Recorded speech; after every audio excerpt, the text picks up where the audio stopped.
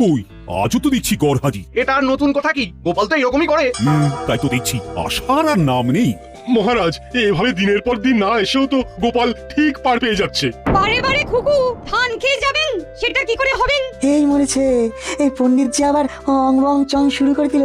কিন্তু গোপাল আসছে নাই বা কেন? শ্বশুর বাড়ির আদর পেলে কি আর কারোর আসতে ভালো লাগে? মা, গোপাল গেছে শ্বশুর বাড়ি, তাই তো ধরি ধরি করি, কিন্তু ধরতে নাহি পারি। শাশুড়ির আদরে গোপাল তো তাহলে খাসা আনন্দেই আছে। এখন ওই আদরে না আবার অন্য কিছু হয়ে যায়। হতে আর বাকি কি আছে? গোপালের লম্ফ ঝম্প দেখেই তো টের পাওয়া যায়। না না, গোপাল ফিরে এলে ওকে কড়া শাসন আর কাজের মধ্যে রাখতে হবে। আমি সিপাইকে পাঠাচ্ছি গোপালের খবর নিতে, সে আদৌ ফিরছে কিনা, আর না ফিরলে কবে ফিরতে পারে সেই ব্যাপারেও খোঁজ খবর নিতে হবে। একদম ঠিক ভেবেছেন মহারাজ। যাক, এবার গোপাল ফিরে এলেই জব্দ হবে।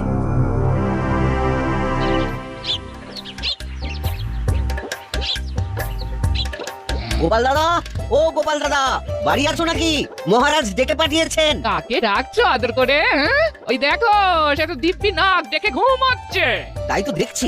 বেশ, তাহলে মহারাজকে গিয়ে তাই বলি। মহারাজের কানে কথা গেলে যে কি হবে কে জানে, তবে না জানিয়েই বা উপায় কি? আরাম করতে করতে লোকটা যে একদম কাম কাজ শিখে তুলেছে। ওহ,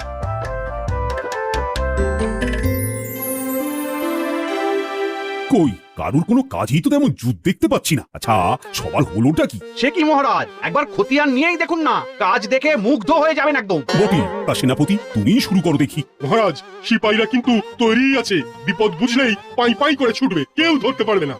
তবে আমার গণনা বলছে এক্ষুনি তেমন কোনো বিপদের সম্ভাবনা নেই। তাই যাহা ইচ্ছা করি, যেথা খুশি যাই।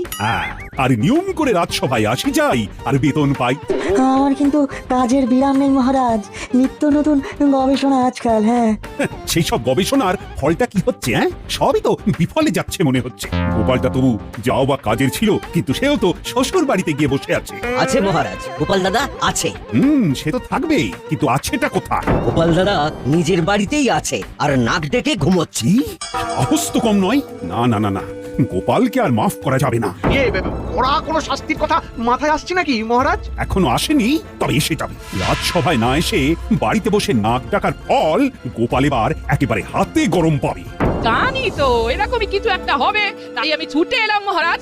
এবারের মতো ওকে ক্ষমা করে দিন মহারাজ। ক্ষমা পরম ধর্ম বটে, কিন্তু এমন অপকর্ম করলে কি মাফ করা যায় মহারাজ? তাই তো বেশ একটু ভাবনায় পড়ে গেলাম এবার। উনি তো এতদিন ধরে আপনাকে বিভিন্ন রকম ভাবে সাহায্য করেছে না, তাই ওকে আর একটু সুযোগ দেওয়া হোক মহারাজ। আসলে শ্বশুর বাড়িতে গিয়েই আমার স্বামী না আরো অলস হয়ে পড়েছে। একটু না অনেকটা, সেটা কি তুমি মেপে দেবে?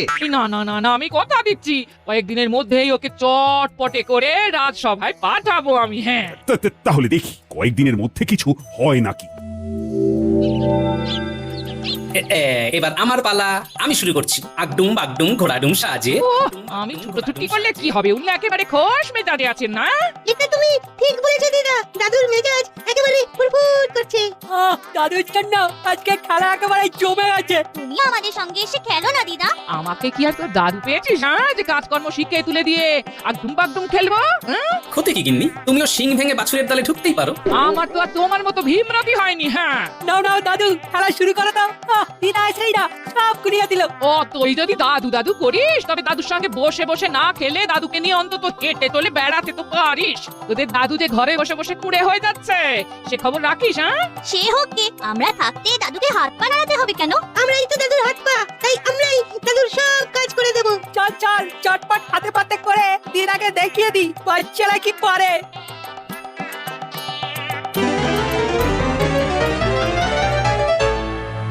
কি গিন্নি, কি বুঝছো? আমার ডান হাত বাঁ হাত কেমন কাজের হয়েছে নিজের চোখে দেখছো তো? এমন নাতি নাতনি থাকলে আমি আর তোমার কুড়েমি বন্ধ করবো কি করে? ওপরওয়ালাই জানে এবার কি হবে। তাহলে বুঝতে পেরেছিস তো কিভাবে কি করতে হবে?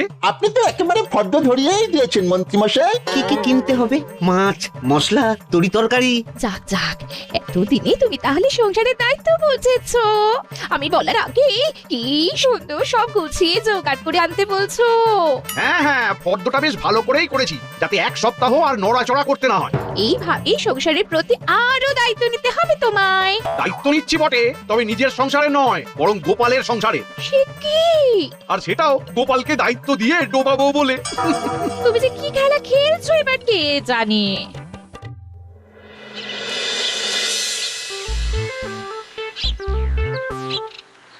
এই না বলে কি গিন্নি, না বলে কয়ে সকাল সকাল হাতে থলি ধরিয়ে দিলে যে? খেলা খেলা করে শুয়ে বসে ভালোই তো সময় কাটাচ্ছ, তবে এবার এটাও বুঝে নাও বাজারে না গেলে উনুন জ্বলবে না, আর সেটা না হলে পেটও চলবে না। হ্যাঁ, সারাটা জীবন তো পরিশ্রম করেই কাটিয়ে দিলাম, এখন কদিন একটু শুয়ে বসে কাটাচ্ছি, সেটা আর তোমার ভালো লাগছে না বুঝি? হ্যাঁ, না হচ্ছে না, এমন কুড়েমি করলে আর হাঁড়ি চড়বে না। হ্যাঁ, যাই, তবে মূলোটা বেগুনটা যা পাই তাই দিয়ে থলে ভরাই। চলে পরে আনবো তো আমরা, তুমি কেন যাবে গোপাল দাদা? বাচ্চাদের কাছে খবর পেলাম ওদের গোপাল দাদুকে নাকি খুব খাটাচ্ছে দিদা, তাই গোপাল দাদার খাটুনি যাতে একটু কমে, তাই বাজারটা করে দিয়ে গেলাম আর কি। গোপাল দাদা তো লোকজনের উপকার কম করেন না, আর আমাদেরও অনেক উপকার করেছে। হ্যাঁ, তাই এটুকু করতে পেরে আমাদেরও খুব ভালো লাগছে। বলে তো যা আছে তাই দিয়ে দুজনের এক সপ্তাহ ভালো করে কেটে যাবে। একেই বলে গিন্নি, যে খায় ননি তাকে জোগায় চিন্তামণি। এবার আমি সত্যি সত্যি হাল ছেড়ে দিলাম।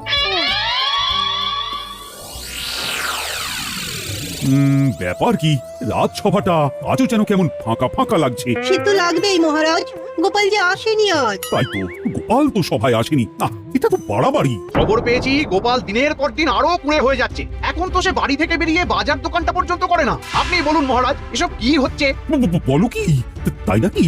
আমি কি একটা ভেষজ আর একবার খাইয়ে দেখবো মহারাজ, এই রোগ সারে নাকি? দেখা দেখির আর কি আছে মহারাজ, এবার অন্তত গোপালকে বরখাস্ত করা উচিত। তার আগে আর একবার ভেবে দেখবেন না মহারাজ, আজ না হোক কাল যদি গোপাল আসে। তো তার জন্য কি বরণ ডালা সাজিয়ে বসে থাকবো আমি? তবু মহারাজ নিজে চোখে একবার দেখবেন নাকি সত্যি মিথ্যে আসলে কি। বেশ তো, তবে ব্যাপারটা কি হচ্ছে সেটা একবার নিজে চোখে দেখি, তারপর না হয় শাস্তি দেবো। তেমন হলে বরখাস্তের চিঠি না হয় আমি একেবারে হাতে হাতেই ধরাবো গোপালকে। এবার অন্তত গোপালকে বরখাস্ত করা উচিত।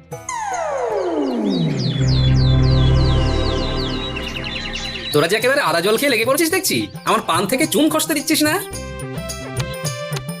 তুমি এখন হাত পা ছড়িয়ে বিশ্রাম নাও দাদু, আমরা তোমাকে ছেড়ে যাচ্ছি না। তুমি খালি বলবে কখন কি লাগবে। আর আমরা সঙ্গে সঙ্গে এইভাবেই তোমার কাছে সব হাজির করে দেব। না, তোরা দেখছি সত্যি খুব কাজের হয়ে গেছিস, একটা কিচ্ছু তো 19-20 হতে দিচ্ছিস না। কিরকম কি বুঝছেন মহারাজ? পায়ের ওপর পা তুলে গোপাল কেমন আয়েশ করছে নিজের চোখেই দেখছেন। না না, এইসব দেখে আর সহ্য করা যায় না। চলো, যা হওয়ার এবারে একেবারে সামনাসামনি হবে। সে তো হতেই হবে, আর তার জন্যই তো কাঠখড় পুড়িয়েছি মহারাজ। তারপর গোপাল, তোমাকেও যেন বেজায় ক্লান্ত দেখাচ্ছে। তা শরীর আর চলছে না বুঝি? আরে আরে মহারাজ, যে কি সৌভাগ্য আমার। সৌভাগ্য না দুর্ভাগ্য সেটা তো এক্ষুনি টের পাবে। এই যে, শোনো গোপাল, তোমার এই ঘরে বসে বসে ডিমের তা দেওয়া আর নেওয়া যাচ্ছে না। আজ আমি একটা হেস্তনেস্ত করেই ছাড়বো। হেস্তনেস্ত নয় মহারাজ, বলুন বরখাস্ত। হ্যাঁ হ্যাঁ হ্যাঁ, মানে তাই, আমি একেবারে তৈরি হয়ে এসেছি। এই যখন এতটাই করলেন তখন আরেকটু করুন মহারাজ। আবার কি করব? মহারাজ আপনি পারেন ওকে কাজের মধ্যে ফেরাতে, ওকে একটা দায়িত্বশীল কাজ দিলেই সেই কাজ করতে গিয়ে ও একটু মনে হবে, আর এটাই একটা শেষ সুযোগ মহারাজ। আবার একটা সুযোগ? এতেও যদি ওর কোনো উন্নতি না হয় তাহলে মহারাজ আপনি যা শাস্তি দেবেন তাই ও মাথা পেতে নেবে। হ্যাঁ, ও গোপালের গিন্নি তো জ্বালিয়ে মারলো দেখছি। মহারাজ সবে গোপালকে বরখাস্ত করবে করছেন, অমনি একবারে দরখাস্ত নিয়ে হাজির। উফ, বেশ, তাহলে আগামীকাল গোপাল তুমি একেবারে গিন্নিকে নিয়ে একবার সভায় হাজির হবে। পেন নাম হই মহারাজ। ওই কোথায়, এ তো হাই। হ্যাঁ, গোপালের আলসেমি যাওয়ার তো কোনো লক্ষণই নেই দেখছি। ও ভাই গোপাল, তুমি কি ক্লান্ত? তুমি নিজে মুখেই বলো না, সবাই না হয় শুনতো। গোপাল আর কি শোনাবে, এখন হাই তুলছে, একটু পরেই যাই যাই করবে। কারণ মহারাজ গোপালকে তাড়ালেন বলে। অযোগ্য লোককে সভায় বসিয়ে রেখেই বা কি হবে? যাক, তুমি এসেছো তাহলে, কিন্তু গিন্নিকে সঙ্গে করে নিয়ে না এসে তুমি তো সেই আমার আদেশ অমান্যই করলে গোপাল। কেন মহারাজ? কাজ তো আমি করব, গিন্নির কি দরকার? এই হ্যাঁ মানে না মানে তাই তো। নামে গোপাল আর তালেও ঠিক। মহারাজ এখন কি করিং কি বলিং? তা গোপাল, তোমার যখন শুয়ে বসেই থাকতে ইচ্ছে করছে তখন বসে থাকার কাজই দেব না হয়। দিন না মহারাজ, কর্মই তো ধর্ম। কি কাজ দেবেন দিন? কাজ আমার ভাবা হয়ে গেছে। আমার দাদুর আমলের একটা টিনের সিন্দুককে প্রাসাদের সামনের মাঠে বসে রোদ খাওয়াতে হবে। এটা আবার কেমন কাজ মহারাজ? এটা তো গোপাল চোখ বুঝেই করে দেবে। চোখ বুঝলেই তো টেরটি পাবে। সেই সিন্দুক যাতে কেউ তুলে নিয়ে না চলে যায়, তাই কড়া পাহারায় রাখতে হবে। কিছুতেই সিন্দুককে হাতছাড়া করা যাবে না। আর যদি সিন্দুক হারায় তবে 100 মোহর জরিমানা গোপালকেই ভরতে হবে। বেশ, তবে তাই হবে মহারাজ। কাল থেকেই না হয় টিনের সিন্দুক রোদ খাবে।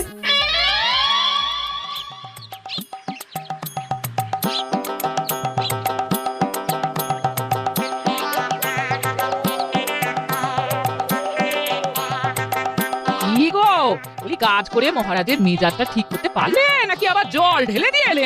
কাজ আর এমন কি, ওই টিনের বাক্স রোদ খাওয়াতে হবে আর পাহারা দিতে হবে। দেখে দেখে মহারাজ কাজও একটা দিয়েছেন বটে। হ্যাঁ, আর সেটা না হয় ঠিক আছে, তবে বাক্স হারিয়ে গেলে 100 মোহর জরিমানা দেওয়ার ব্যাপারটা শুনেই তো নড়ে চড়ে বসতে হচ্ছে। সে আবার কি কথা? সেটাই তো আসল কথা গিন্নি। 10 মোহরে যে বাক্স পাওয়া যায় তার জন্য 100 মোহর জরিমানাটা যে মোটেই মানা যাচ্ছে না গিন্নি। আমাকে ভয় পাইয়ে দিতে মহারাজ জরিমানার পরিমাণটা বাড়িয়ে দিয়েছে, সে একরকম ভালোই করেছেন। এতেই কাজ হবে। তবে মহারাজও টের পাবেন জরিমানার কথা বলে তিনি আমাকে কত বড় একটা সুযোগ করে দিয়েছেন। আবার আবার কি প্যাঁচ কষছো বলো তো তুমি? এখনো কষিনি, তবে কষে ফেলতে কতক্ষণ? তবে তার জন্য বাচ্চাদের সঙ্গে নিতে হবে। যা হওয়ার কাল বেলা গড়ালেই দেখা যাবে।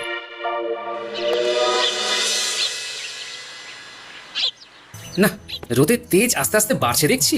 সিন্দুকের সঙ্গে সঙ্গে যে আমিও রোদে সেঁকে যাচ্ছি। ওই তো গোপাল কাজে লেগে পড়েছে দেখছি। ওটার এমন কি কাজ?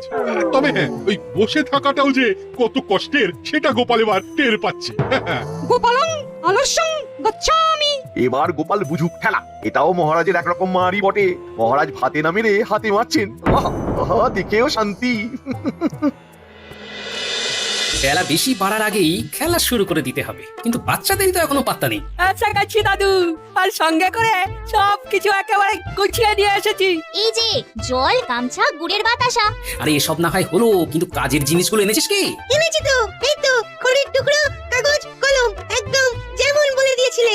হ্যাঁ, এই তো এইবার যেমন বলে দিয়েছিলাম তেমন করে প্রচারের কাজে লেগে পড়। তুমি কিচ্ছু ভেবো না গোপাল দাদু, ওই দিকটা আমরা ঠিক সামলে নেব। তুমি বরং এদিকটা গুছিয়ে নাও। সে আর বলতে, হাতে যখন খড়ি আছে তখন ভারী কাজটা আগে সেরে ফেলি। কিছু করি আর না করি গুছিয়ে লিখে ফেলি। এই তো একেবারে গোটা গোটা হরফে বাক্সের গায়ে এই লিখে দিলাম, রাজবাড়ির এই টিনের বাক্সের দাম 10 মোহর। যে কিনতে চাও বিকেল বেলা মাঠে এসো। ব্যাস, এবার শুধু অপেক্ষা করব আর দেখব কেমন কি সাড়া পড়ে।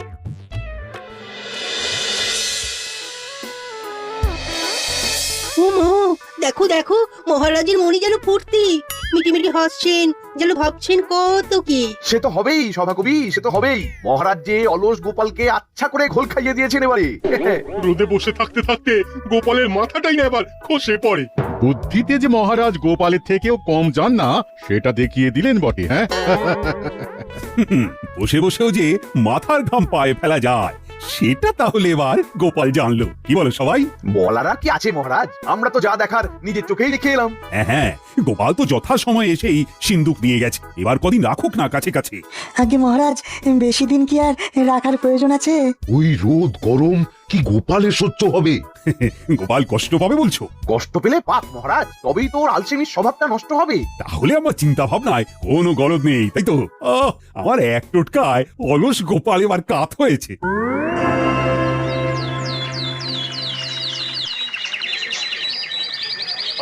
ওই তো টিনের সিন্দুক দেখতে পেয়েছি। তাহলে তো দেখছি খবরটা সত্যি। হ্যাঁ, বাচ্চারা তাহলে ভুল খবর দেয়নি। মাত্র 10 মোহরে রাজবাড়ির এমন একটা বাক্স পাওয়া যাচ্ছে। আমি আগে এসেছি, ওটা আমি নেব। কে আগে আর কে পরে এসেছি সবটাই গোপাল দাদা দেখেছে। গোপাল দাদাই ঠিক করবে কাকে এই টিনের বাক্সটা দেবে। এই শোনো শোনো, আমি নগদ 10 মোহর নিয়ে এসেছি। হাতে হাতে দেবো আর হাতে হাতে নেবো। আর আমরা কি মুখ দেখবো? আহা, নিজেদের মধ্যে গুঁতোগুতি করে কি লাভ ভাই? বাক্স তো একটাই, তাই সবাই পাবে কি করে? তাহলে কি উপায়, কে পাবে ওটা? সেই জন্যই তো ভাগ্য পরীক্ষার ব্যবস্থা করছি আমি। যারা ভাগ্য পরীক্ষা খেলায় যোগ দিতে চাও তারা একটা করে মোহর দাও, তারপর দেখো কি হয়। এই নাও, আমি দিলাম।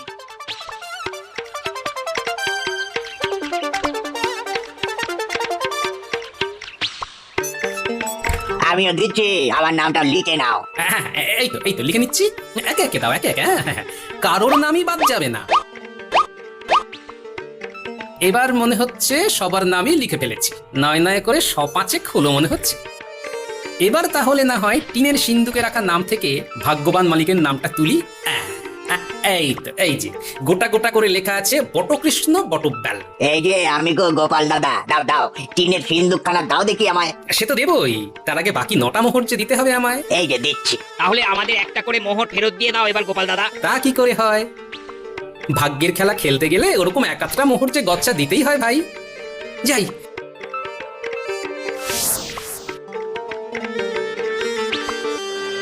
আমি এগোলাম। যাই, আমি বরং এবার মহারাজের কাছে যাই। দুগ্গা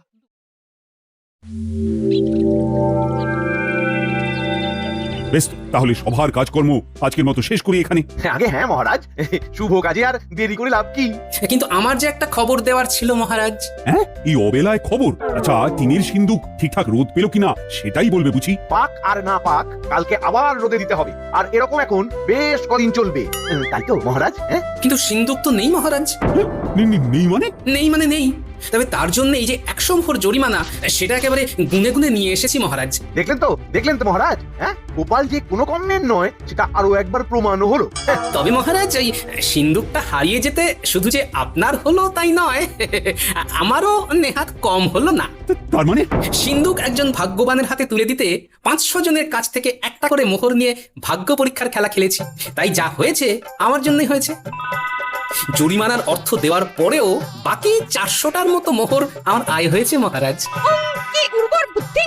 এই না হলে গোপালের বুদ্ধি ঠিক সময় কাজে লাগিয়েছে। সত্যি, এই না হলে গোপাল, এটাই তো গোপালের কাজের মতো কাজ। শরীরে অলস হলে কি হবে? গোপাল দেখিয়ে দিয়েছে মাথাতে তার আগের মতোই ধার আছে। হ্যাঁ, গোপাল তাহলে এবারেও ফাঁকতালে কাজ গুছিয়ে নিয়েছে।